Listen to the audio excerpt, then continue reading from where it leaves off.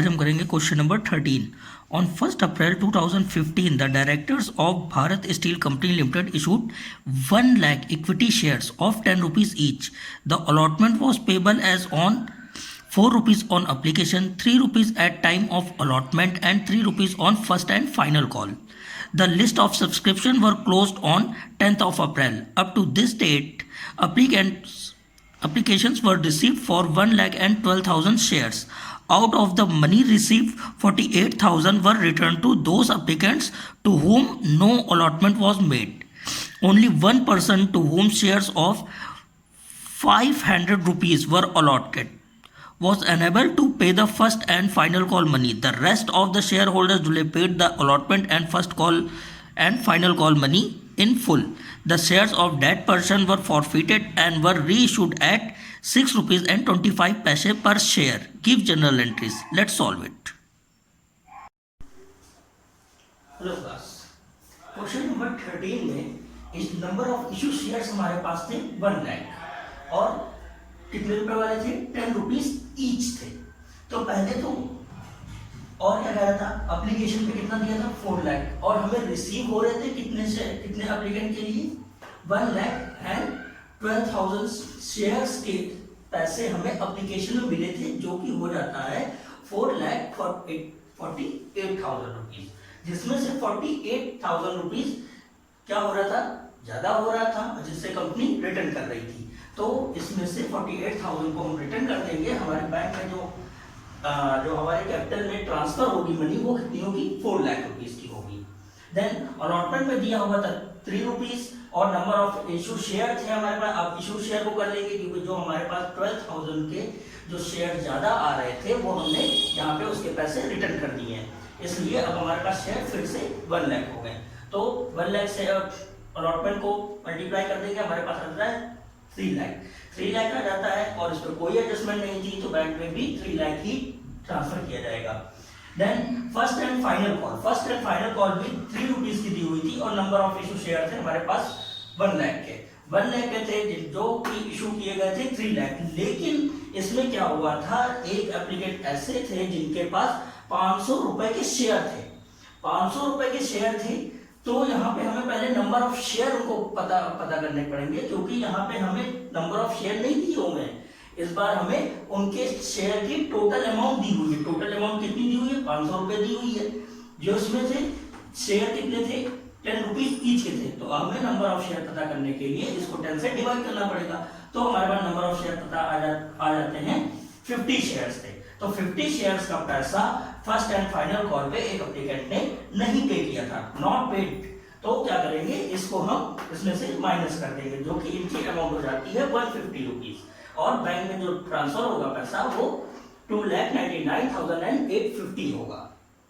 अब इनके शेयर्स का यानी इन्हीं शेयर्स का क्या करना है, फॉरफीचर करके रीइशू कर देना है। रीइशू हम कितने पे कर रहे हैं, रीइशू जो कि हम कर रहे हैं 6 रुपीज एंड 25 पैसे पे हम इसको रीइशू कर रहे हैं। अब करते हैं इसकी जनरल एंट्रीज।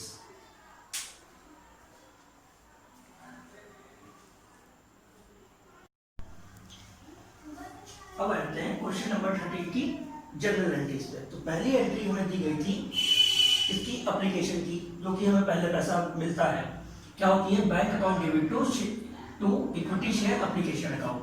और हमें कितने पे हमें एप्लीकेशन पे पैसा आ रहा था, जो कि एप्लीकेशन की मनी दी हुई थी 4 रुपीज और नंबर ऑफ शेयर जो कि पब्लिक से आ रहे थे उन पे पैसा आ रहा था, कितने का आ रहा था, मींस 1,12,000 शेयर्स पे पैसा आ रहा था, जो कि हो जाता है 4,48,000 रुपीज।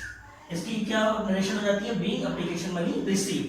लेकिन कंपनी ने ट्रांसफर कितने किए थे, 4 रुपीज की थी और कंपनी ने इशू किए थे 1 लाख शेयर किए थे, तो वही यहाँ पे ट्रांसफर किया जाएगा, जो कि हो जाता है कितना 4 लाख रुपीज।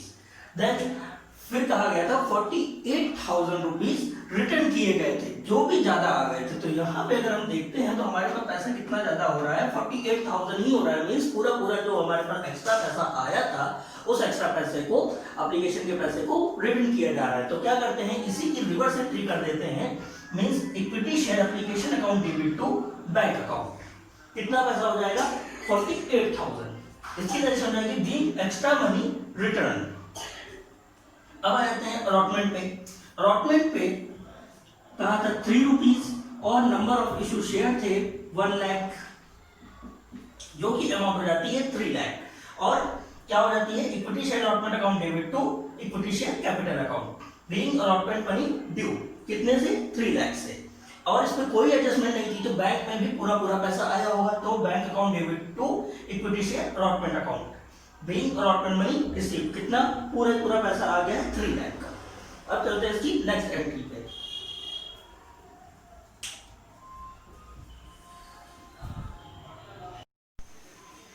अब आते हैं इसकी नेक्स्ट एंट्री पे, जो कि कॉल पे थी।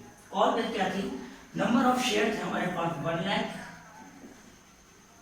और प्राइस था 3 रुपीज, जो कि इशू की जा रही थी। क्या equity share first and final call account debit to equity share capital account being first and final call money due.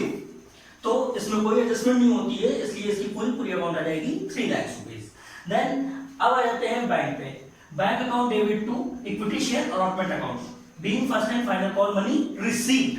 But यहां पर जो हमने नंबर ऑफ शेयर निकाले थे 50, क्योंकि हमारे पास ये टोटल मनी आनी चाहिए थी 3 लाख रुपीज की, और इसमें से जो हमने इसमें कम किया था वो 50 शेयर्स पे हमारे पास 150 रुपीज नहीं आ रहे थे। तो ये 150 रुपीज जब इसमें से हम लेस कर देंगे, जो कि 150 रुपीज का एरियर हो रहा था, जो हमारे पास नॉट पेड हो रहा था, तो इसको हम लेस कर देंगे तो हमारे पास बैंक में अमाउंट आ जाती है 2,99,850 रुपीज।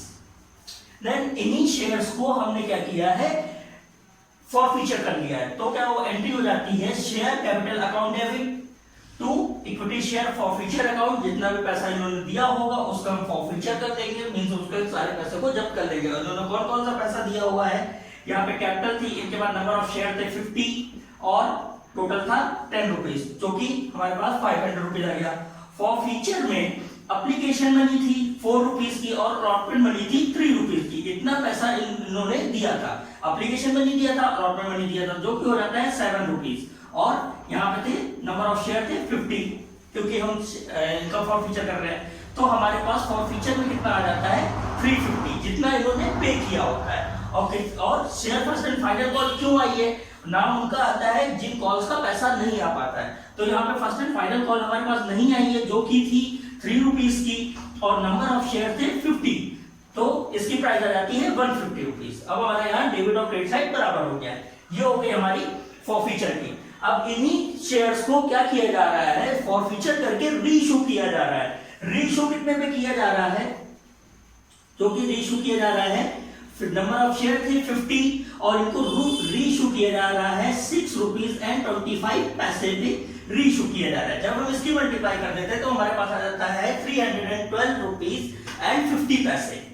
देन और ये हमारे पास जो प्राइस था, टोटल शेयर कैपिटल थी, वो हमारे पास कितनी थी 500 की थी। तो इन दोनों के ही बीच का जो डिफरेंस होगा वो हमारा किसमें चला जाएगा, इक्विटी शेयर फॉरफीचर अकाउंट में चला जाता है, जिसको हम डेबिट कर देते हैं। और हमारे पास दोनों का बैलेंस कितना आ रहा है 187.5 रुपीज। देन अब जो हमारे पास यहाँ पे पैसा बचा हुआ है, क्योंकि यहाँ पे फॉरफीचर अकाउंट डेबिट हो रहा है और यहाँ पर फॉरफीचर अकाउंट क्रेडिट हो रहा है, मींस यहाँ पे जो कैपिटल रिजर्व में हमारे पास पैसा बढ़ रहा है, तो यहाँ पे अमाउंट आ जाती है। कौन कौन से अमाउंट लेंगे, ये क्रेडिट वाली अमाउंट से डेबिट वाली अमाउंट को लेस कर देंगे, वो पैसा हमारा कैपिटल रिजर्व में ट्रांसफर हो जाएगा, जिसकी एंट्री क्या होती है, रीइशू की एंट्री होती है bank account debit to equity share forfeiture account debit to equity share capital account. क्योंकि इसी कैपिटल को हम दे रहे हैं और 10 रुपए की कैपिटल थी और 6 रुपए 25 पैसे पे हम इसको रीइशू कर रहे हैं, मींस हमें यहाँ पे लॉस हो रहा था 3 रुपीज एंड 75 पैसे।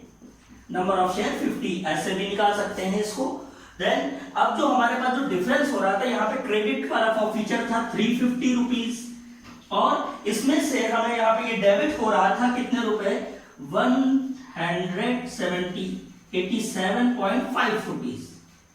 ये था। जब हम इसका डिफरेंस निकालते तो हमारे पास आ जाता है 162.5 रुपीज, जो कि हमारे कैपिटल रिजर्व में ट्रांसफर होगा। कैसे होगा? Equity share forfeiture account debit to capital reserve account being balance transfer to capital reserve, जो कि हमारा प्रॉफिट हो रहा था।